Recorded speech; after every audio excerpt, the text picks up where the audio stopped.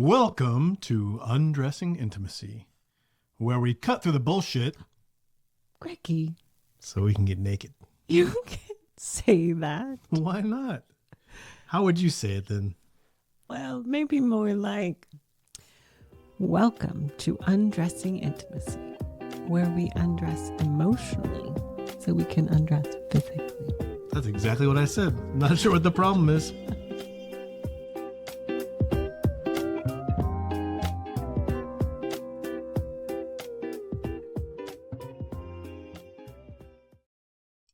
Welcome to episode Number 16. All right. Today, we're going to discuss something that's really close to Amy's heart. She loves it Yes. so much. No, this is the most incriminating episode ever. She's been sweating over here, her information, so we'll see how she does.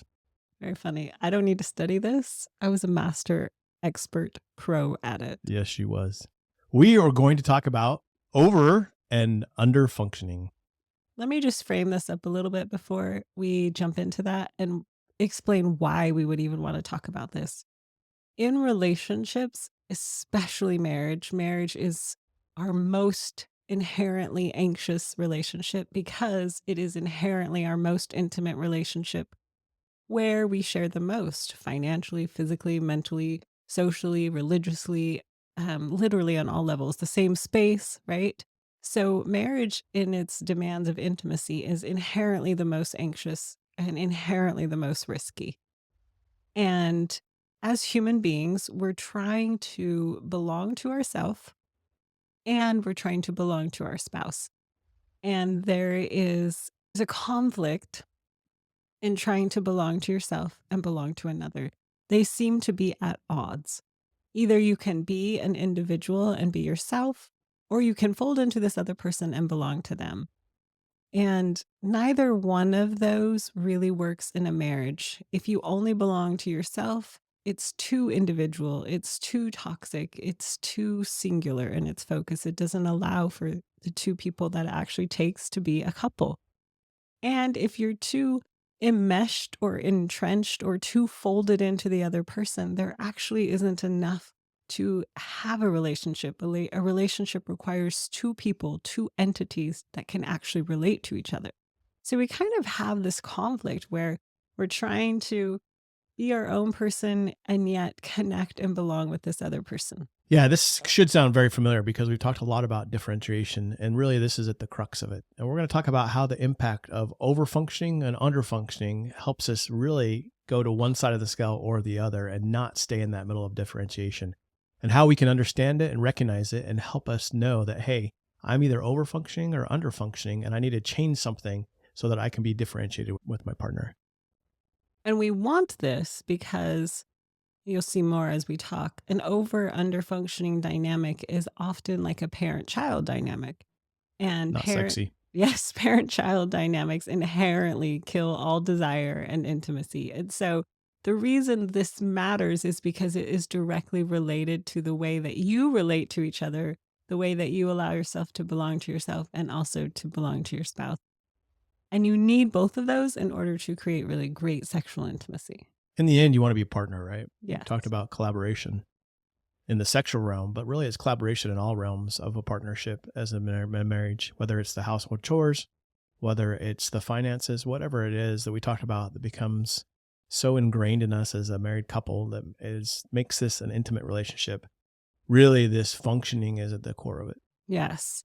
And this dynamic can be really tricky because it can look really mature and really good when it's not. I would say even you can make it look righteous. Yes, you can make it look heroic, righteous, moral, kind. And that's where it can be a little bit tricky. And I think that's exactly where I was stuck. I was and continue to have to watch myself for overfunctioning. So if I was a validation whore, you were an overfunctioning whore. Is that true? Yes, sir. It's true. It's absolutely true. The problem with this, and we'll talk about Amy's overfunctioning, the problem with this is that usually you can't have two overfunctioners. No. And you can't have two underfunctioners. No. Really puts a distinction between the two of you, where one of you has to overfunction and is not allowed to function in conjunction with you because they have to underfunction to allow you to overfunction. Yes. And from my perspective, from my experience, overfunctioning was also a part of my identity. It was a way to try and earn my sense of self, to show that, hey, I'm responsible, I'm mature, I'm capable. But it crosses a boundary. It isn't responsible, mature, and capable because of the over part. There's a difference between a functioning, responsible adult and an over functioning adult. And I would say an over functioning adult is someone who is responsible for others when they can actually be responsible uh, for themselves.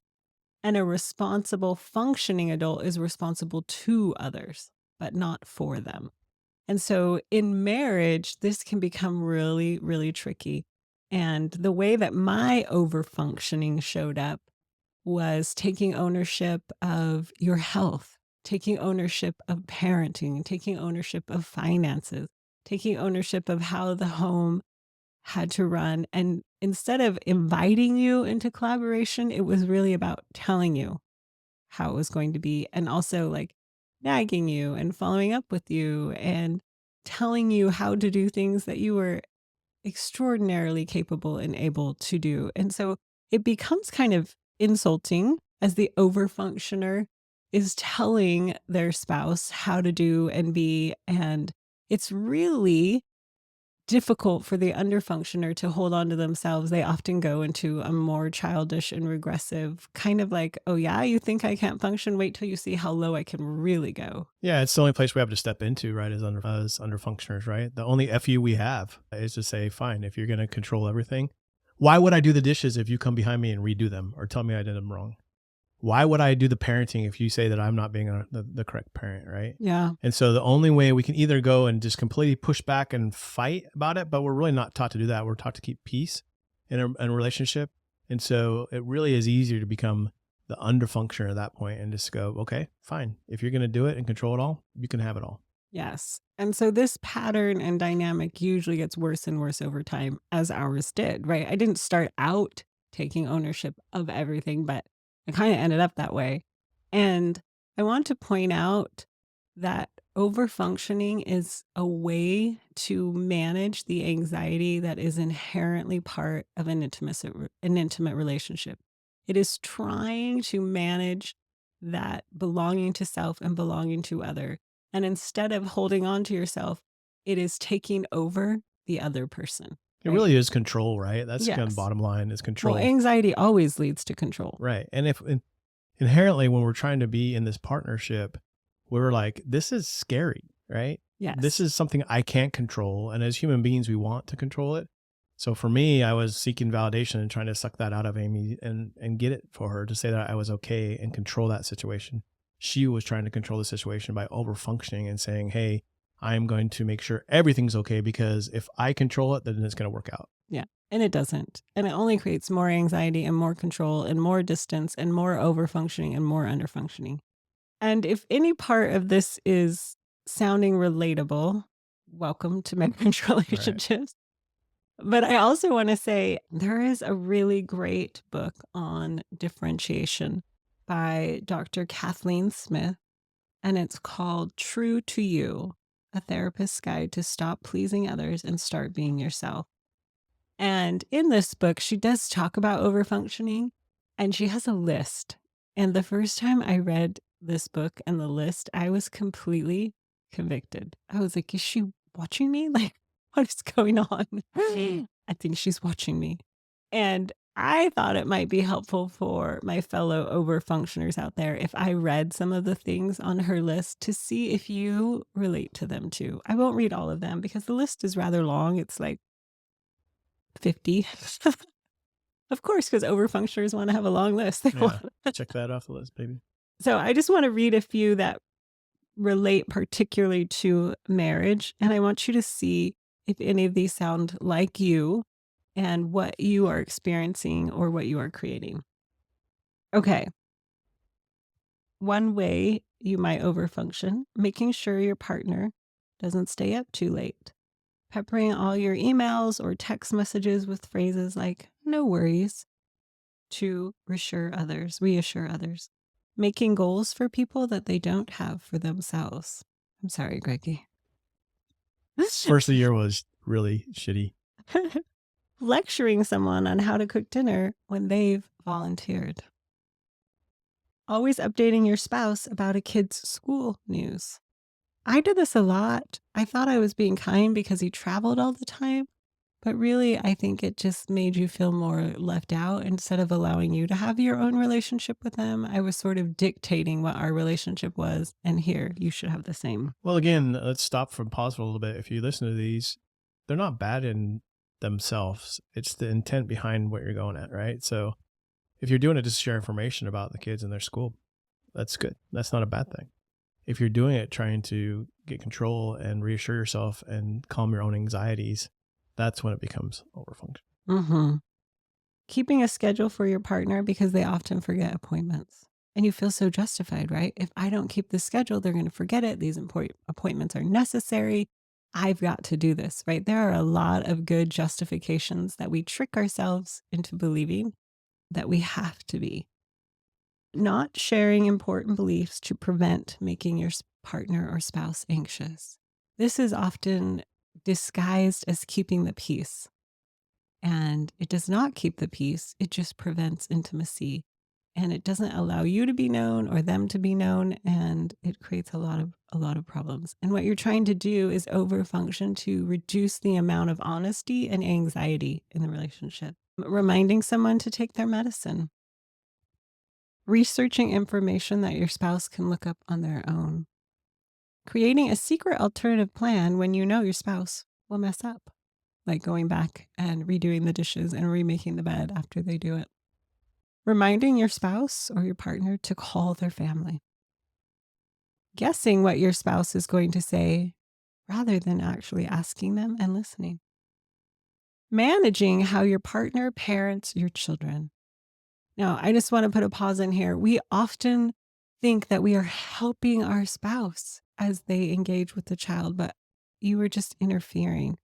Your spouse is capable of learning and parenting their own children. And some couples have goals like, we only talk this way, we only parent this way. And that can be a little tricky because it doesn't actually allow each partner and spouse to learn to parent and to get that feedback from the child, to get that feedback to learn how to become a better parent.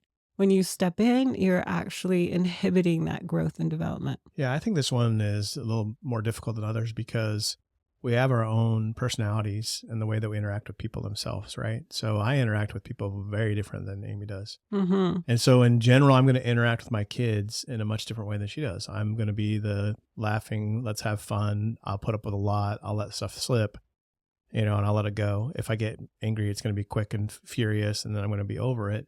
Amy's more of the organized, these things need to get done kind of personality. And those personalities are going to come out as you parent the child. Now, the unfortunate part of this is that if you don't recognize the attributes and the blessings of those attributes of your partner and you don't back them up in those areas, it can become very difficult. We were in a therapy session with one of my children and we're going through, and I realized at the time that I had hidden in my fun guy kind of personality in parenting my child, right? And I was always the fun one, and it put Amy as the bad guy all the time. And it made her feel anxious. And our son actually brought this up, right? He's like, hey, mom's just over anxious. That's all. If mom would just not be so anxious. And it really hit home to me. And I had to stop and say, I haven't stepped up to be the parent I needed to be. And I allowed this to happen because I was literally stepping in and parenting because it was easier for me to have all the fun. And that moment, I actually apologized to Amy with the therapist to say, hey, listen, yeah, I was the fun guy all the time, but I didn't do the right things. And this was not fair to mom. And so I need to be a better parent too. So we got to be careful in the way we do it. We're going to have different personalities in parenting our children. And those personalities are going to come out, but also make sure that we find those things that are beneficial for our children and our other spouse, and that we actually back them up and support them in the way that they parent. Hmm. Another one, mind reading the wishes of your spouse without asking them. I think overfunctioners tend to be fairly good, or they think they're fairly good. I thought I was fairly good at mapping, tracking, mind reading. But in that over functioning, you don't actually give your spouse the opportunity to make a choice or to clarify or to be honest. You've already decided what they're thinking or feeling or wanting. And that can be really unfair. You know what's best. Teaching your spouse how to act around your friends or family, criticizing them, telling them what to wear, what to say, how to be, to stop doing this, to stop doing that.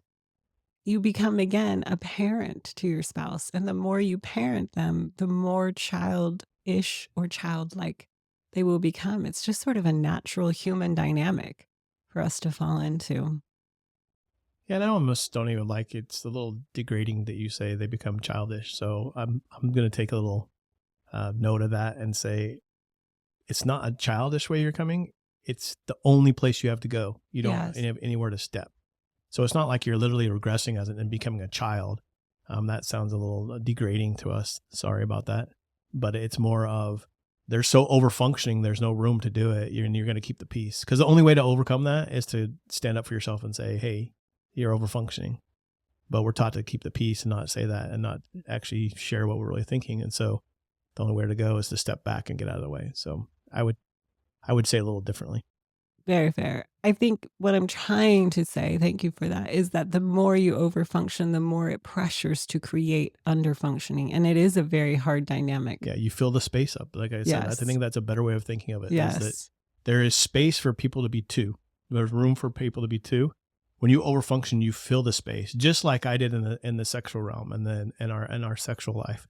I overfunctioned in that area, right? And so I filled the space up. And until I allowed you to be who you were and figure out who you were and step back, there was nowhere for you to go. And so the only thing you could either done, like we said, is to be small in this area Hmm. or break out and say, this is, I'm being small and you're in my way and you're taking up my space. But we're not taught to do that. So what do? We become small. Hmm. Yeah. Trying to convince someone that your thinking is right. I remember doing this about finances. I remember doing this about parenting. I remember doing this about things like the kitchen needs to be clean every night or I can't sleep. Like there is only one way to exist in this world.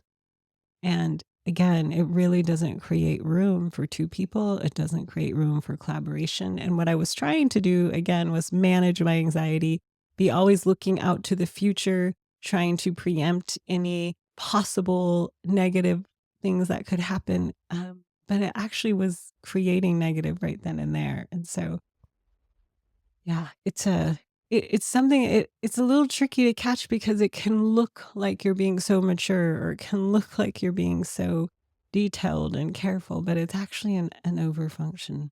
Well, we're brought up to know that there's an absolute good and absolute bad, right? And so we can very easily hook into that I'm on the good side and what I'm doing is good and what you're doing is bad.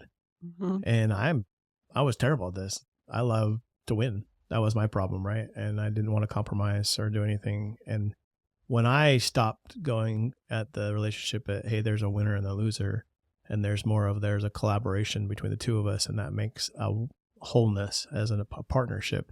That's when that became a lot easier. And it's the same thing like going into a discussion instead of trying to win that discussion, going into discussion to try to understand and be curious about where the person is coming from so you can have a common understanding is a better way of going about that. Yes. It is so much about being right versus having a relationship. Uh, Worrying about other people's responsibilities and taking on that worry as if it's noble or concern or care, but it's really none of those.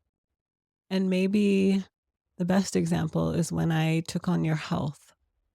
And the more I worried about it, the less room there seemed for you to be able to actually take care of yourself because now you have to also take care of my worry. Again, that overfunction kind of makes that 50-50 yin yang partnership, whatever you want to say. It now I am bleeding over and taking in your energy and your space and your responsibility. And it it drains the resources. Yeah, I think that's the perfect example. Maybe when you're done with the list here, we go back to that one to talk about how that came to a head in our marriage. And it really was the number one thing that showed light onto this. Hey, someone's over functioning, under functioning, and why is it happening? It really led us to go dig in deeper to figure it out. So it's probably Yeah. a good one to come back to as we Okay. go back and how we put a light on this and what we do with it. Another one, automatically paying for something to calm someone down. Like, I just want to solve this problem. I just want to, again, reduce the anxiety. And sometimes paying for things can make you look generous or good or kind. And again, this isn't about discouraging kindness or generosity or goodness. This is about overfunctioning that is actually trying to manage anxiety that is disguised as goodness when it's actually not goodness. We've talked about it a couple times when these anxieties come up, right? And I think the struggle that we have with anxiety is people often think of how terrible it is. I'm an anxious person and I can't function in this way. And just like everything else, anxiety has a blessing and a curse, right? There's something that causes you to be anxious, something that helps you move forward and onward and upward and do something you want to do. Nothing wrong with that. It's when that anxiety takes control of you and you cannot control it itself, you can't quiet it, and you work off just the anxiety. We Yeah. we coach a lot of people with anxiety, and we have to say that's your superpower, right? Don't dismiss it. In general, anxiousness doesn't just get dismissed. It's understood, and how can I make this a good thing instead of a thing that drags us down? Yeah. Okay. Let me just put this in more maybe clear terms. We talked at the beginning how Dr. Kathleen Smith says there's a big difference between being responsible to someone and being responsible for them. And the being responsible for them is when you have overstepped your boundaries. You have stepped out of what you are responsible for, and you are now moving into their territory, their property, their, again, some general ideas of this are trying to never upset them, assuming you know what they think, trying to manage their distress, telling them how to function or how to do things, discouraging them from being independent and taking care of themselves, instantly dropping everything to help them.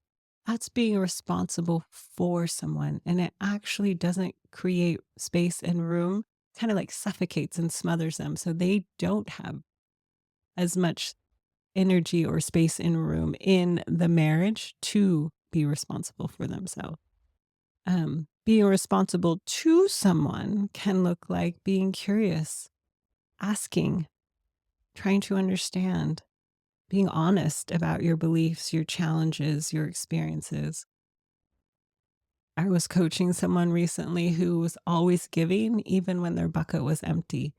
And instead of being honest and saying, I really could use a break and a recharge here, I don't have anything to give, they kept over functioning and giving. And that often creates a lot of problems, this dynamic, resentment, and doesn't create intimacy.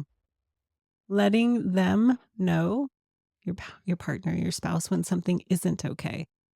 A strange part of overfunctioning is that you have stepped over your boundaries into theirs, but you also don't have your own boundaries to let them know, hey, that hurts, or that's not okay, or that's not working for me.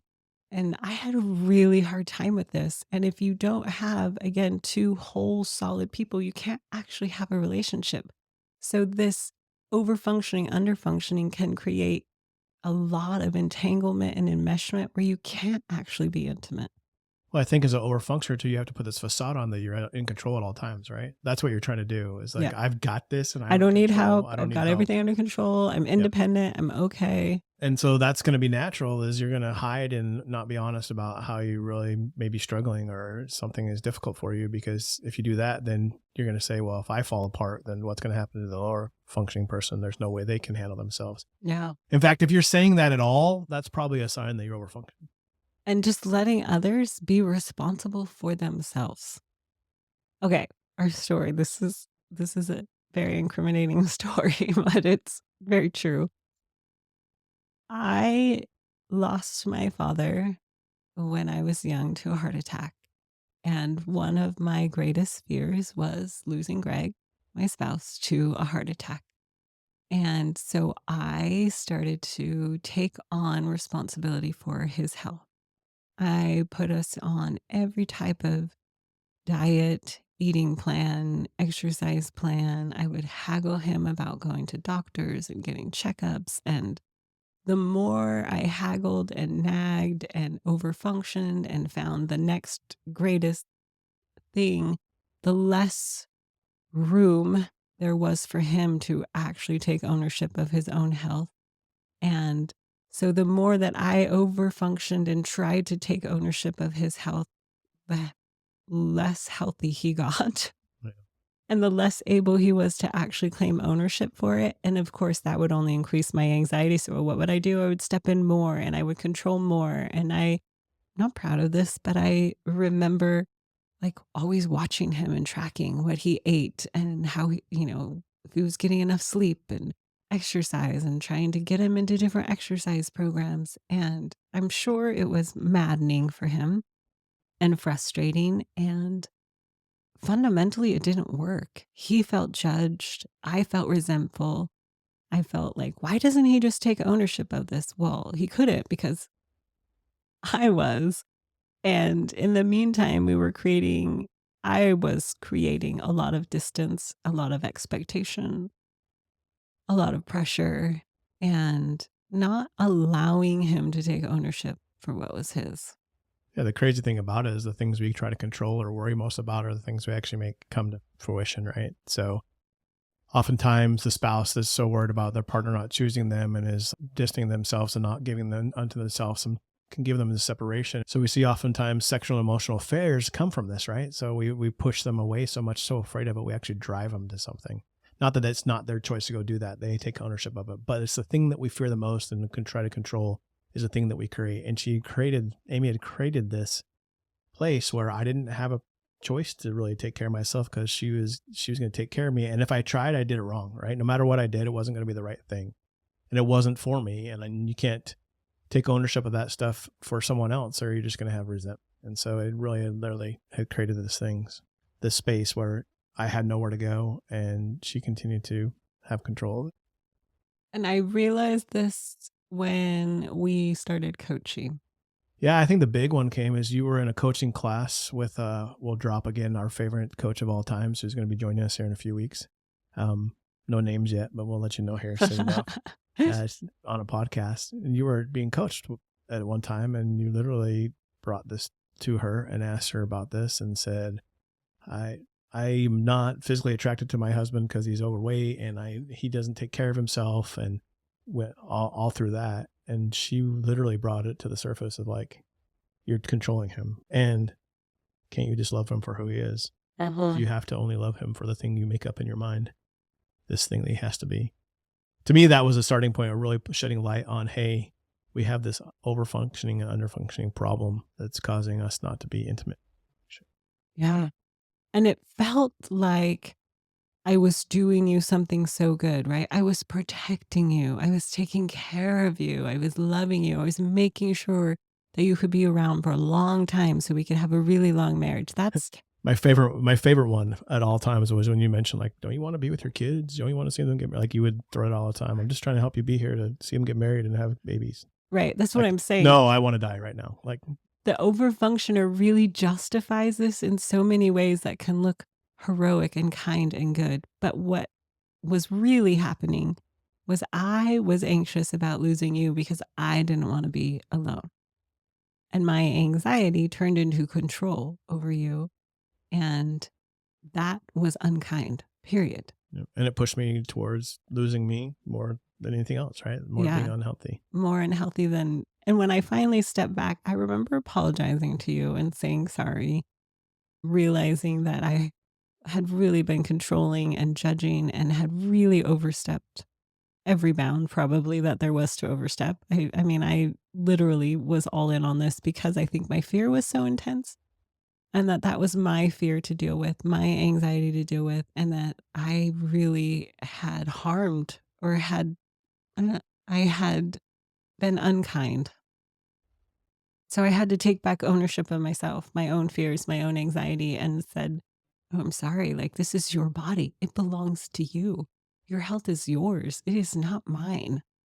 And that's when things really started to clear up and get a lot better. Yeah, it's an interesting dynamic because it's a little scary on our parts too, as the underfunctioner, because we've been underfunctioning all this time, not wanting to. Like I said, we know what's going on in some way, so we want to step out, but we've been taught not to be conflictual and cause problems and step out in this way.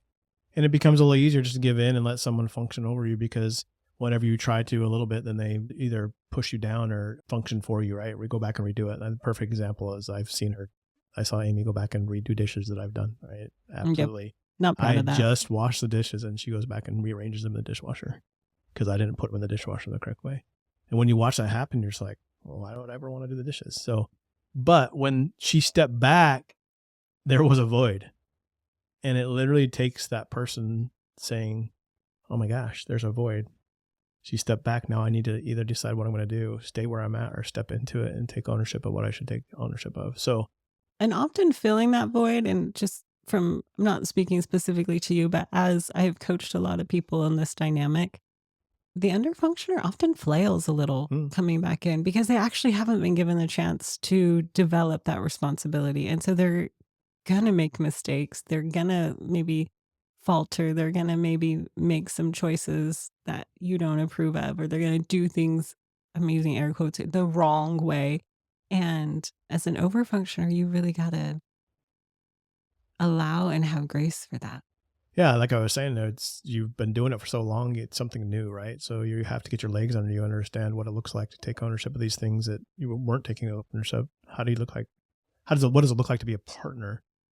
And so not only is there flailing, but there's this testing, I think, almost a little bit like, okay, I'm going to go do the dishes. And then I'm afraid what's going to happen. And I watch and like, oh, she didn't say anything. She didn't rearrange them. That's different, right? So it just doesn't happen overnight where you stop saying, I'm an overfunctioner, I'm going to stop. And then I'm having this great conversation with my spouse and I'm going to tell them I'm going to stop. And we figured it all out, how it's going to look afterwards. In a true partnership, there is a dance that's always happening, right? Where now this dynamic has changed. What am I going to do as an underfunctioner? Do I step into it? How do I step into it? Or What am am I I going to okay pull with back is, even more and yeah. see if I can get them to take Oh it yeah. back? Or am I trying to take advantage of that? Am I going to test them to see where their lines really are? There's all How that much can dynamic. they actually take if I pull all the way back? Right. Again, there's all these different reactions and responses. So it's a struggle. Identifying it is the first thing. But once you identify, there's also the struggle of changing that dance pattern that you've known for so long. It's just become so natural. It's easy. Like you don't like it. I didn't like tunnel function. I didn't like when I was being taken control of and told to do certain things and not functioning. It wasn't good for me. It didn't make me feel good, but it was what I knew at the time, right? And it's what I had done to keep peace in the marriage. And so all of a sudden, when that void is there, oh, what do I do now, right? So it takes the overfunctioner, the underfunctioner, sorry, the ability to be able to look and say, am I going to fill that void and how am I going to fill it? And what is the best way to do it that becomes a partnership instead of, one-sided? I'll tell you, probably the help thing was probably the easier one, right? Because it was just me. I needed to own it. I need to take care of it. So it was probably the biggest example of her taking ownership, causing me to be in a place that was bad, and then getting rid of that and me taking ownership was probably the easier one. But like the household chores, that one didn't come easy, right? I even remember, and I'm kind of ashamed of this. I keep coming back to it in my mind, wishing I'd never done it, but we had become more like differentiated and we'd had these conversations. And we were coming home from Stephenville.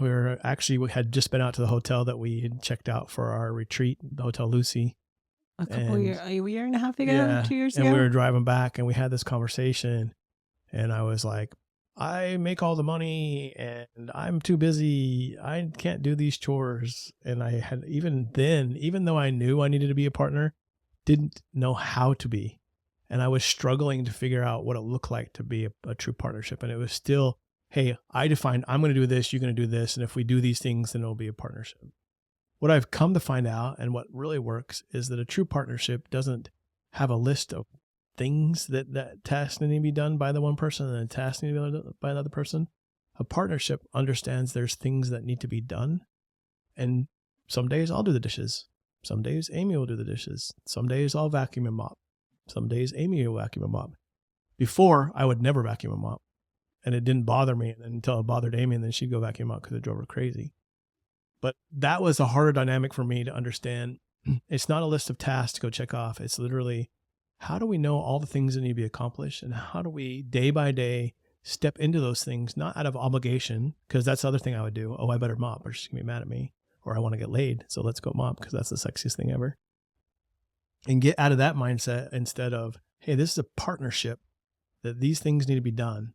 And some days I'll have time to do it, and some days she'll have time to do it, and we can work together on that. And it's looking around and being able to be aware to say, what is needful? And I think for the overfunctioner too is being able to look around and saying, what is necessary and what is my overfunctioning too, right? Yeah, no, that's what I mean. What is needful for Yeah. me? My part of it was actually letting go of what was needful. And your part was really stepping in to see what actually was needful that you maybe excused or dismissed, Right. right? So from either side, there was a different answer to that question. Yeah, you could never, two dishes in the sink for more than 6 hours on a day would like drive you nuts before. And it's not like we let dishes pile up all the time, but you can go to bed with the dishes not being done. Yep. And then that allows someone else to do it in the morning, where before that was not the case at all. There's no way you would have gone to bed with the dishes not being. Yes. I think that conversation, I'm remembering that conversation in the car was difficult because, again, on either side of this dynamic, whether the over or the underer, you have justified that position. And I was tempted in that conversation to just take over and say, fine, then I'll just do it all, right? Like go back to what's comfortable. I can be an overfunctioner. I know how to do that. I am so good at overfunctioning. I was almost pushing you that way, right? Yeah. I hadn't really thought about it that way, but I don't know what I was doing. I don't know if I was testing the waters, if I was really confused of what this looks like. I can't in my mind go back to think what I was really thinking, but I knew I said that stupid stuff. And I think part of me believed there was more to you. Like, no, he's got more than this. This isn't the sum total of how he can be. And so I'm gonna allow him to be a self, but I'm gonna stand in what's true. Like I know it's possible for us to partner. And that is the other thing, is that we learn to be able to be more curious about where each other were at instead of having fights of withdrawing or, being angry at each other. That conversation went on for an hour and a half while we drove home. Mm-hmm. And there was many times where I was like, I don't know what I'm feeling, but I'm feeling very angry right now. I don't know where it's come from. Let me take a second and try to figure out. And I come back and share a little more with you. And you go, that doesn't feel right. This is where I'm feeling back. So luckily we were in a place where we could go back and forth with this conversation and say, hey, this just doesn't sound right, because in the past we would have just gone fine. And like Amy said, I'll go back and do it, or I'm just angry. We're not going to talk now and not going to go over these things. But it really was negotiation of what is really underlying for this conversation. This is a partnership in figuring out where we're at. And a lot of times it's the emotional side of the person that they don't really realize what's happening. Like maybe emotionally, I believe I was too busy. Work was stressful and I didn't have time and I wasn't processing those emotions at work. And so the thought of having to do the dishes every day was overwhelming to me. Well, I was the one choosing to be overwhelmed. I was the one that choosing to think that. But before, I would never had delved into saying what's behind this action. And when things just don't add up, when it's either too much of a reaction, too little of a reaction to the conversation, usually that should be a little warning flag or red flag to say something's not adding up here. And so one of us, if not both of us, aren't being honest about what's really going on emotionally, or don't understand what's going on emotionally. Mm-hmm. And so we had to sort and pull different parts out. What parts were we not understanding? What parts weren't fully honest or true yet? And as we sort of sifted and sorted through that, and yes, there were very high intensity emotions at different times, but not out of control or anything. Just like, wow, that really got super intense. Like you feel that either it's anxiety or fear or anger or something, just like, Yeah. and you got to just dice that some and then keep going. I remember it shocked me over and over again that the responses that we'd had for 20 some odd years didn't come back. I kept waiting for them to come back, right? The runaway, shut down, be angry at me. That's how Amy dealt with these conversations. And when she kept coming back of like, I'm here, I'm solid, I'm okay. let's keep having this conversation. It was like almost a shocker to me, like, oh, wow. And it took over and over again to get to that point where she's not going to withdraw and run from this. We're going to have these conversations and be curious about where each other at and be able to deal with them. So yeah, it took a long time for me to kind of figure out, how do I step in as an underfunctioner and be a partner with it. And I think it's really, again, about having that sense of self, right? When I was over functioning, I was trying to borrow self from you. I was trying to overtake into yourself to make me feel more safe. And as an under functioner, you allow others and you sort of like give up that sense of self.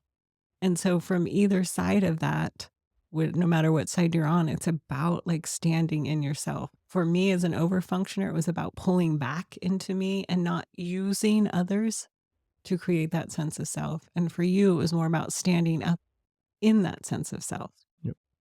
and really like claiming it. Like, I'm a self, I'm a person, I can do this. And for me, it was like, yeah, you are a self, you are a person, you can do this. Now, we mentioned this a little bit at the beginning, and we don't have a lot of time to go in depth, so maybe we'll do a whole podcast on this. You're not always an overfunctioner or underfunctioner. I was just going to say It's that. it's a very different thing. And so I gave you the example in our sex life. I for sure was the overfunctioner sexually, and Amy was the underfunctioner. And the Yep. same dynamic that we just talked about was flipped on its head, Yep. right? And to be able to be a true partner sexually, we had to go overcome the exact same things. I had to learn In to stick fact, back. because I was over functioning so much in the parenting, in the Mm. marriage, in the finances, Didn't allow you to. there wasn't room for me to actually, like, I didn't have anything left over to develop myself Right. sexually. And you right? just told yourself, this isn't my thing, so I'm just going to let him control it. Yeah, but really, like, there was no space for it Right. because I was over functioning, which can often happen for women that are lower desire. Not all women are lower desire, but and some men are lower desire. So maybe it's work for them or other things. Like when you allow that to fill all of your mind and heart and space, then you can tend to underfunction in other ways. So even as you bring balance in one area, it often tends to help balance other areas. Yeah, it's safer that way, right? If I can take all my emotional and physical energy and focus on this thing, I can avoid the thing that I feel that I'm not very good at, right? You felt like, I'm not very good at this sexual thing. I'm not going to take ownership of it. And so all of your energy went everywhere else. Yeah. And I think it was part of this dynamic of you recognizing and stepping back was also the same time of me recognizing, oh my gosh, I'm over functioning in this sexual way. And I need to step back and give space. The space thing really is an important concept. It's like an concept to do. energetic Yeah. space between you. Yes, there It's has not to be room. distance. It's not stonewalling. It's not withdrawing. It's just bringing yourself back into your own bounds. And if you don't allow that person to have the space to be themselves and step, they have nowhere to step. I think I've said that 100 times in these podcasts. Like, as a partner, you got to give room for them to step in and go somewhere, or else they can't.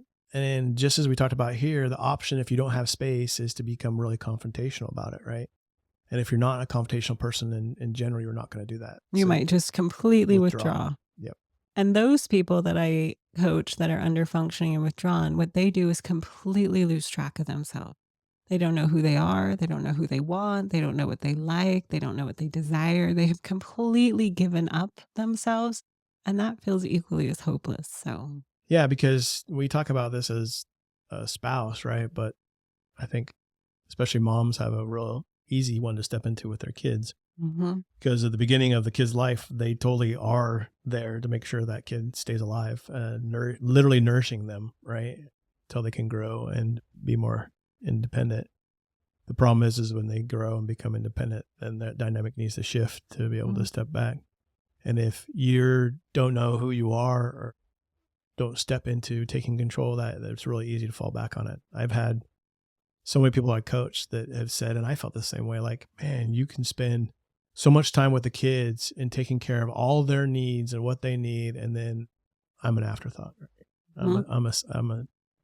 I'm maybe third on the list. I mean, God, kids, maybe spouse if I'm lucky.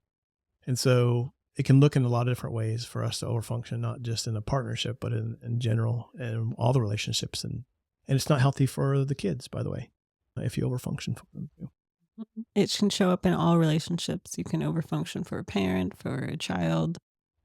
You can underfunction too for sister-in-laws, friends. You can over and underfunction in work and community, in schools, in churches. So it's something to watch out for. If you are using that functioning to somehow earn yourself or hide yourself, you're probably in that over underfunctioning dynamic.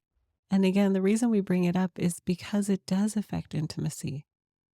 And sorting this out and getting back into the bounds of you, whether you're an under and you need to step up, or you're an over and you need to step back in your own bounds, that's actually what starts to create the capacity to have intimacy. Yep.